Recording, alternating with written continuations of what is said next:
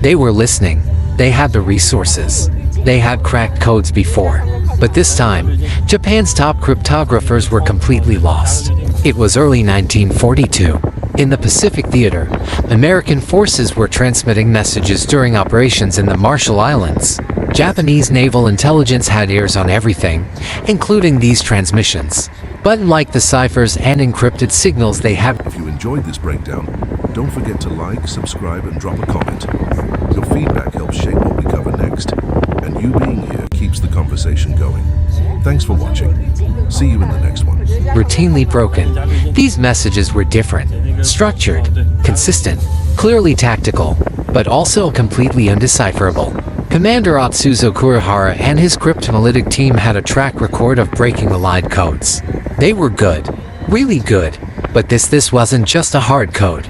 It was a language they couldn't even begin to identify. No patterns, no familiar phonetics, no cultural markers. Just sounds that made no sense, yet operated like high-level military communication. Something was up. What Kurihara's team didn't realize was that they weren't just up against an encryption, they were up against a language. One they had no access to, no expertise in, and no way of mimicking. The United States had deployed something completely outside the traditional cryptographic playbook, the Navajo language. Now, here's where the story gets even more unexpected. The idea to use Navajo didn't even come from a military insider. It came from a civilian, Philip Johnston. He wasn't Navajo himself, but he grew up on a Navajo reservation and became fluent in the language. He knew that Dine Bazad, the Navajo tongue, had unique phonemes, a complex structure, and crucially it wasn't a written language. That meant no dictionaries, no grammar books, and no learning curve for outsiders. And he realized this could be a weapon. Johnston pitched the idea directly to Major General Clayton Vogel in early 1942. A demonstration was arranged to test how viable the language could be under combat conditions. The result? Flawless. While traditional cipher machines took minutes to encode and decode a message, the Navajo speakers transmitted and interpreted messages in seconds. It was fast, accurate, and, most importantly, indecipherable. The Marine Corps didn't waste time. A pilot program was launched. By May 1942, 29 Navajo men were recruited to create the foundation of what would become an Unbreakable code. But this wasn't just a translation effort. They didn't simply substitute English words with Navajo. They built an entire military code within the language, one that couldn't be cracked even by someone who spoke Navajo. These men invented new terms for modern warfare. Submarine became Iron Fish. Battleship was Whale. And they didn't stop at word replacements. They created an alphabet system using multiple Navajo words for each English letter, preventing frequency analysis. Think about that. They layered the code within a language, and then layered more code on top of that. All of it memorized. No code books. No physical references to fall into enemy hands. This was military-grade encryption disguised as everyday speech. And it worked fast. When the United States launched the Guadalcanal campaign in August 1942, the code talkers were put into action. Japanese forces were listening as usual, hoping to intercept valuable information. But instead of finding strategic insight, they found gibberish. Lieutenant Kazuo Yamada, one of Japan's top intelligence officers and a Stanford-educated linguist, was among those trying to decode the messages. He described the transmissions as completely alien. Desperate, Japanese intelligence tried everything. They consulted monks, linguists, anyone who might help. Nothing. Even when they captured a Navajo soldier named Joe Lumia, they got nowhere. He spoke the language fluently, but he hadn't been part of the code talker program. That meant he didn't understand the military code layered into the language.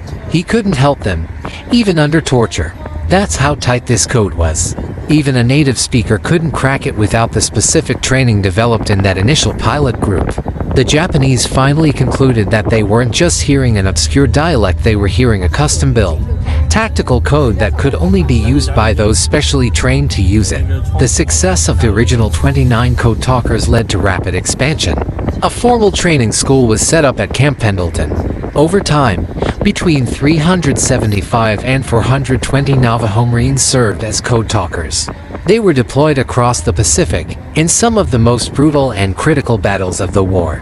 At Tarawa, Saipan, Peleliu, and Okinawa, Code talkers were right there, under fire, sending messages in real time.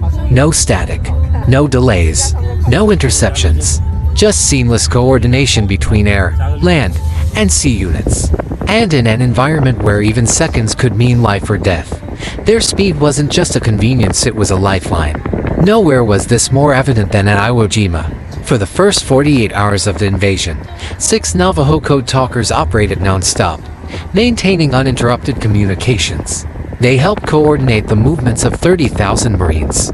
Think about that, 30,000 lives, synchronized in the middle of absolute chaos, all depending on 6 men using a language the enemy couldn't even recognize. Major Howard Connor, a Marine signal officer, later said, "Were it not for the Navajos, the Marines would never have taken Iwo Jima." Despite all this, the code talkers' work remained a secret. The entire program was classified, and it stayed that way for decades. When the war ended, they weren't allowed to talk about what they did. No parades, no press, no public recognition. And when they came home, they didn't return to honors. They returned to discrimination. They had served their country in one of the most critical ways imaginable, but they couldn't tell anyone. They weren't celebrated, they were sidelined. It wasn't until 1968 that the program was declassified. Only then could the surviving code talkers begin to share what they had done. Recognition came slowly, but it did come. In 2001, President George W. Bush awarded the original 29 code talkers Congressional Gold Medals. It was one of the highest civilian honors the country could give. Long overdue. Now, while the Navajo code talkers are the most well-known, they weren't the first. The concept of using Native American languages in military communication actually dates back to World War I, when members of the Choctaw Nation were used in a similar role. In World War II, at least 14 different tribes contributed code talkers, including the Comanche, Hopi, and Cherokee. But the Navajo code was different. It was the only one never broken. Not once. Not even close. This wasn't just about secrecy or security. It was about linguistic sophistication. For too long, native languages were dismissed as primitive. The success of the code talkers shattered that idea. Navajo wasn't a limitation, it was a tactical advantage. Its complexity, its tonal structure, its regional exclusivity, these were strengths that no enemy could match. And that's the real legacy of the Navajo code talkers. They showed that diversity isn't just a slogan, it can be the difference between victory and defeat. They used their culture not just to serve their country, but to protect it in ways no one else could. They built an unbreakable code, not from machines or algorithms, but from memory, language, and resilience. Their work changed how the military thinks about encryption. Even today, their success informs how modern intelligence agencies consider the role of linguistics in national security. But maybe more importantly, they left behind something deeper. A renewed pride in indigenous languages. A reminder that erasure is never the answer. And proof that what sets you apart can also make you indispensable. If you made it this far, you're clearly someone who appreciates hidden stories and historical game changers. So go ahead, like the video, drop a comment about what surprised you most, and subscribe for more deep dives into the moments that changed everything. What made the Navajo code talkers so unstoppable wasn't just the brilliance of the idea, it was the perfection in the execution. Every single word in that code was memorized. There were no cheat sheets, no notebooks, no fallback manuals. If a code talker was captured, the code stayed protected. That was the rule. And the stakes were brutally high. They weren't sitting behind desks, they were in foxholes, under artillery fire, running wires through jungles, relaying critical orders across beaches riddled with bullets. And they never broke. These weren't trained cryptographers or career military elites. Many of them were teenagers from remote reservations, signing up for a country that didn't even fully recognize their rights. They went from sheep herding in the desert to coordinating airstrikes in the South Pacific. They carried their culture, their identity, and the entire burden of unbreakable communications on their backs, and they delivered, every time. The system they developed was genius-level thinking, disguised as everyday conversation. Let's say a commander needed to send a location update or call for an artillery strike. In English, that message might take a few minutes to encode and decode using standard ciphers. With the Navajo code, that same message could be spoken, sent, received, and understood in less than 30 seconds. That kind of speed saved lives. That kind of accuracy won battles. And make no mistake, this wasn't just some bonus tool in the American arsenal. It became essential in the chaos of warfare, with Japanese troops intercepting transmissions and using American equipment against them. The Marines needed a way to communicate that couldn't be faked, copied, or hijacked. The Navajo code made that possible. You might think, why couldn't the Japanese just find someone who spoke Navajo? That's the thing. Navajo wasn't just rare, it was unreachable. At the time, fewer than 30 people outside the Navajo Nation were known to speak the language fluently. Most of those people were missionaries or government workers, and none of them were working for Japan. Even among the Navajo people themselves, the code was a mystery. Only those who had trained in the military program could understand it. That's how deeply it was buried within the language. It wasn't just translation, it was transformation. Regular words like Chedagahi tortoise became tanks. Besho iron fish became submarines. And even if you could somehow understand the literal words, you still wouldn't know what they meant unless you were part of the program. It was encryption through culture, through identity, through something that couldn't be copied, because it had been erased, ignored, and misunderstood for generations. And here's the irony: for decades, Native American languages had been suppressed. Children were beaten in boarding schools for speaking them. Whole generations were told to forget their languages, to assimilate, to erase themselves. But in World War II, it was those very same languages that saved thousands of lives. It was those languages that secured victories. It was those languages that America suddenly needed desperately. Think about that. The very thing that had been treated as a burden became a battlefield advantage. But after the war ended, the recognition never came. The code talkers were told to stay silent. Their mission remained classified, even from their own families. They couldn't talk about what they'd done. They couldn't explain why they were different, why they came back haunted, why they were so quiet at dinner tables and reunions. Because they weren't allowed to say a word. And the country they protected, it didn't exactly roll out the red carpet. They came home to racism, poverty, and broken promises. They weren't honored as heroes. They were shuffled back into the margins, back into the silence, forgotten by the same system that had once depended on them. It took until 1960, 23 years after the war ended, for the program to even be declassified. 23 years of silence. By then, some of the original 29 were already gone, their stories buried with them. And still, the recognition came slowly. It wasn't until 2001 that the government finally awarded the Congressional Gold Medal to the original 29 code talkers, and silver medals to the hundreds who followed. That's over half a century late. Even now, many people still think of the code talkers as a side note in World War II history. A clever little anecdote, but they weren't a footnote. They were a backbone. Their code was the only one that stayed unbroken from the beginning of the war to the very end. That's not just impressive, that's unprecedented. And they weren't alone. The Navajo were the most famous, but they weren't the only ones. The Comanche, the Hopi, the Cherokee, all of them had code talkers. Each tribe bringing its own linguistic structure, its own cultural encryption. But the Navajo code was the most developed, the most extensive, and the most effective. It became the gold standard. So why does this matter today? Because it's one of the clearest examples of how undervalued communities carry immense strength. How the things society tries to erase are often the things we end up needing most. Because this wasn't just a military win, it was a cultural win. It was a moment when tradition, language, and identity weren't liabilities, they were the secret weapon. And even now, that lesson still echoes. Today, the Navajo language is seeing a resurgence, in part because of this legacy. Schools on the reservation teach it. Young people are learning it again. Because it means something. Because it's not just history, it's power. And because the world finally saw what it could do when it was respected instead of erased. The code talkers didn't just preserve a language, they proved its worth in the harshest conditions imaginable. They showed that cultural knowledge has strategic value. That differences aren't just to be tolerated, they're to be protected, celebrated, used, honored. In a war that was won by inches, they moved miles. So if you've ever been told that your background doesn't matter or that your culture, your language, your way of life is outdated, remember this story. Remember the men who spoke in a language no one else could understand, who carried messages through smoke and fire and fear, who weren't just code talkers, but history makers. The code was never broken, not once.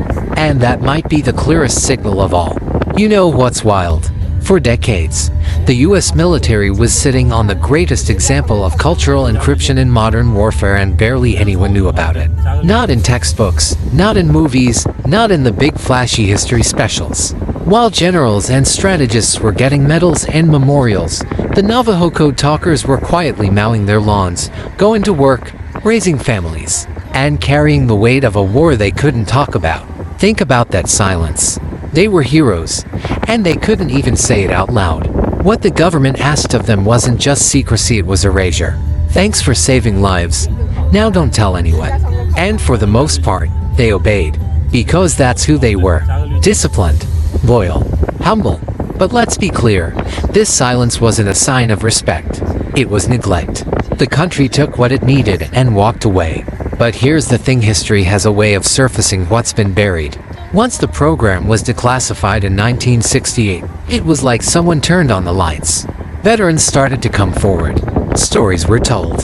Families started to understand what their fathers, uncles, and grandfathers had really done. And when recognition finally came, slow, awkward, and decades late, it was emotional. It was overdue. It was finally something. The 2001 ceremony at the Capitol was one of those rare moments when America got it right.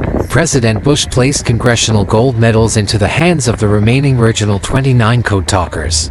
He called them national treasures. And for once, the country stood still and listened. But not everyone lived to see that day. Many of the original code talkers had already passed away, some without ever hearing a single thank you for what they did. Their service, their brilliance, their sacrifice, it had happened in total silence. That's the part that still stings. That the men who created the only unbroken code in modern warfare had to wait a lifetime to be acknowledged. And yeah, while the recognition was important, it didn't erase the decades of being ignored. It didn't undo the racism they faced when they got home. It didn't fix the deep wounds of being useful in war but invisible in peace. But it did start something.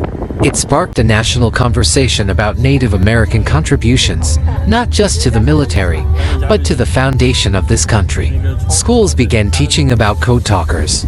Statues went up. Museums created exhibits. And more importantly, Native youth saw themselves in that history. They saw strength where the world had once seen weakness. That matters. Because this wasn't just a military achievement, it was a cultural flex. The Navajo language, once treated like something to be stamped out, had outwitted a global superpower. That's not just a cool fact. That's power. That's legacy. That's a reminder that no system, no government, no military can truly erase what is rooted in identity. And while we're on that, let's be real. This story shouldn't still be niche knowledge. It should be everywhere. In classrooms, in war films, in leadership seminars, in the parts of American culture that love to obsess over strategy and genius. Because this was genius. They didn't just outsmart the enemy. They outmaneuvered the very idea of what intelligence looked like. They were never given fancy equipment, never made commanders, never invited into the rooms where big decisions were made. But they were always the ones making sure those decisions could be communicated safely, quickly, and without compromise. They proved that sometimes the most powerful tool on the battlefield isn't a weapon, it's a voice. One carried from generations past, spoken with precision, guarded with loyalty, and remembered with pride. So, yeah, they were called code talkers. But let's not get it twisted. They were protectors. They were tacticians. They were game changers. And their story deserves to be told over and over again loudly. So if you haven't already, hit that subscribe button, like the video, and let us know in the comments, did you know how deep this story went? Because history didn't forget. It was just waiting for someone to listen.